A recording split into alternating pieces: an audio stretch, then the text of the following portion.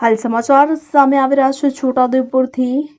છોટાઉદેપુર જિલ્લાના પોલીસ અધિક્ષક શ્રી ઇમ્તિયાઝ શેખ તથા મદદનીશ પોલીસ અધિક્ષક બોડેલી ડિવિઝન શ્રી હર્ષ શર્માના માર્ગદર્શન હેઠળ જિલ્લામાં દારૂબંધી અને પ્રોહિબિશન પ્રવૃત્તિઓને સદંતર નાબૂદ કરવા માટે સતત કડક કાર્યવાહી હાથ ધરાઈ રહી છે। ત્યારે આ સૂચનાઓ હેઠળ બોડેલી પોલીસ સ્ટેશનના પોલીસ ઇન્સ્પેક્ટર વીએસ ગાવિતની સૂચના મુજબ સર્વેલન્સ સ્ટાફે બાતમી પરથી આજરોજ મોડાસા ચોકડીથી કમવાટ રોડ પર એક સફેદ રંગની હુન્ડાઈ વેન્યુ ગાડી અટકાવી હતી। ચેકિંગ દરમિયાન ગાડીમાંથી નીચે મુજબનો વિદેશી દારૂ મળી આવ્યો છે, જેમાં જપ્ત થયેલો પ્રોહિબિશન મુદ્દામાલ London pride premium whisky 180 ml, plastic ક્વાટરિયા 200, કિંમત ₹55,000, તો Goa spirit of smoothness reserve whisky 180 ml, plastic ક્વાટરિયા 750, કિંમત ₹3,88,250, તો mounts 6000 super strong beer 500 ml નંગ 335 અને કિંમત ₹67,832, તો કુલ પ્રોહિબિશન મુદ્દામાલ કે જેની કિંમત ₹3,11,122 થાય છે। તે ઉપરાંત દારૂની હેરાફેરીમાં ઉપયોગમાં લેવાયેલ હોન્ડાઈ